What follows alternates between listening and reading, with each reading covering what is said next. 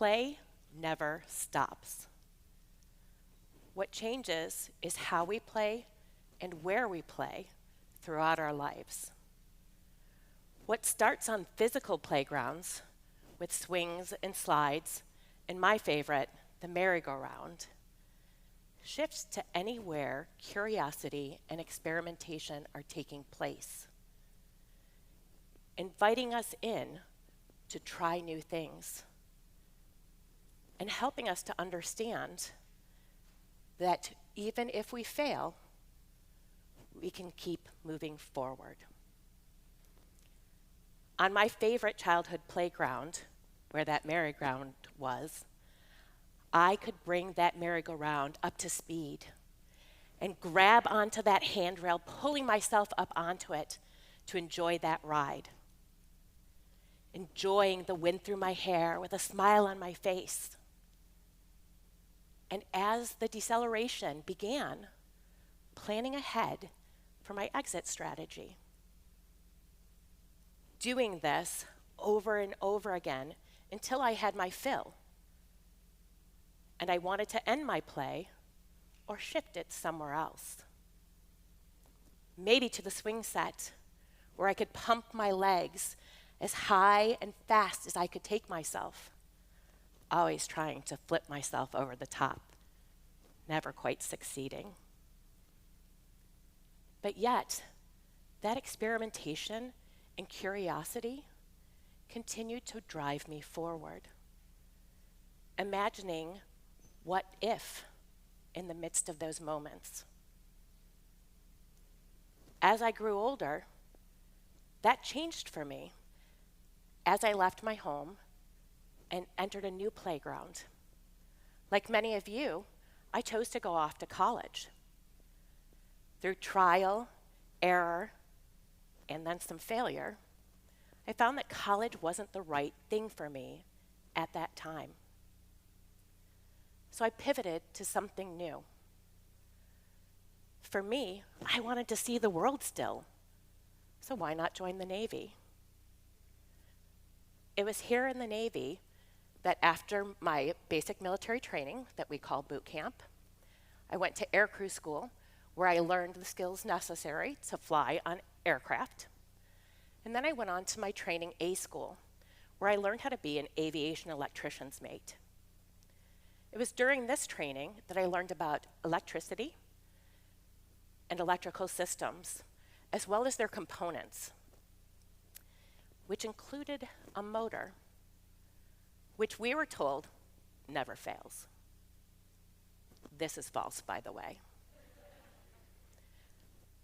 During my simulation test, which was our final exam, I was testing power across a circuit to figure out where the failure existed. I had power before the motor and not after the motor. But the motor doesn't fail. Not knowing what to do when I had this belief that told me that motors don't fail, I stood there on the verge of tears. My instructors came up to me and they said, "Take me through your process." Power here, no power here. Motor in the middle.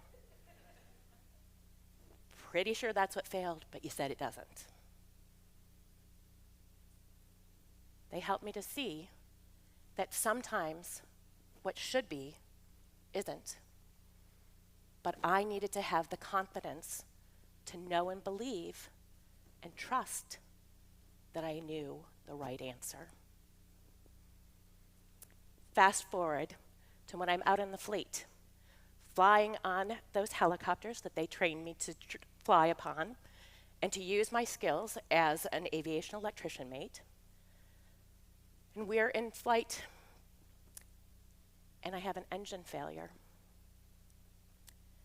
I'd done a pre-flight, which is how we test to make sure that that aircraft is worthy of flight.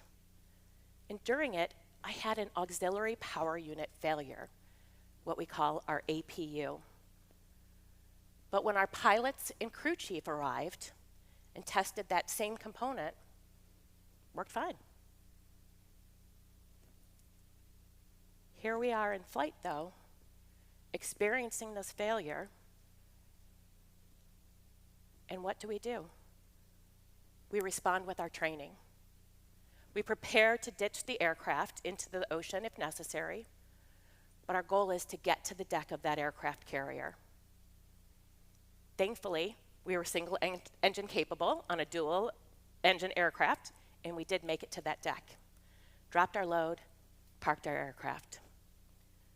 Now we had to figure out where the failure was. Since I was the only person who had experienced this failure, I knew that it had come from the electrical closet. And I believed that it came from the engine condition control box, which also never fails. And it's in a really tricky spot, all the way at the bottom, and difficult to change out. So the crew chief, who's also an aviation electrician's mate like me, says, "How are you going to test that?" Thankfully, I had lots of training beyond my military skill, all the way back to my playground days. I already had a plan. Just like my exit strategies that I plotted and planned over and over and tested my skills, I knew exactly how I would test this component before I removed it from inside that closet. And I was able to repair that component successfully, and we were able to go home. But had I not made that pivot to the military, I would have missed out on so many new learnings. This new playground taught me to trust and believe things that I knew but wasn't sure of. It taught me to understand everything that I had been working toward continues to culminate in something.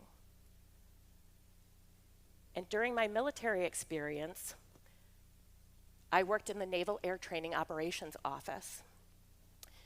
This is where, for the first time since I was in 6th grade, I got to interact again with technology in the form of a computer. On a regular basis, we have to validate that our air crewmen are able to fly. We have qualifications that we need to maintain, and they expire on a regular basis. So rather than pulling out their jackets and checking on a regular basis, I developed a query in DB3 and used that to be able to figure out anytime somebody was going to be expiring their qualifications. But I didn't know how to pivot that into a civilian career. What do I do with that in the future? So I shifted back to what I knew. And what I knew was training and customer service in the form of food service. And I went back to working for a quick serve restaurant. It was during this time that I had an office day. I was using a computer trying to send an email. My email wouldn't send. So what did I do? I called the help desk.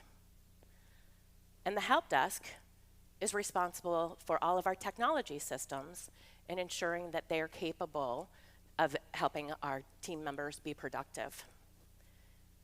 In that moment, while I was testing that connectivity, unplugging and plugging back in the network connection, it all came together for me. I had that moment of, aha, this is what it is. The same thing that I was doing in problem solving on the playground was the same type of thing that I leveraged when I was looking at the motor failure and at the engine condition control box failure. They're all attached to systems of thinking. And computers are made up of hardware, software, and connectivity. This launched me into a career that I've spent half of my life doing now. And I do that with people at the center, wrapped in process, and enabled through technology. It's in these times that I recognize how connected our play is by these systems that are now virtual, where technology is no longer just on our computers that many of you had in your homes, or in your schools. Now it's wearable and mobile. It's with us everywhere we go and continues to be created into different things and other virtual playgrounds. So I invite you all to continue to think about those playgrounds of your past, whether it was a favorite park, a favorite computer or video game, or even your own backyard. And continue to be curious and experiment in those places, because your playground is right where you are. Continue to rediscover your past, reimagine your future, and never stop playing. Thank you.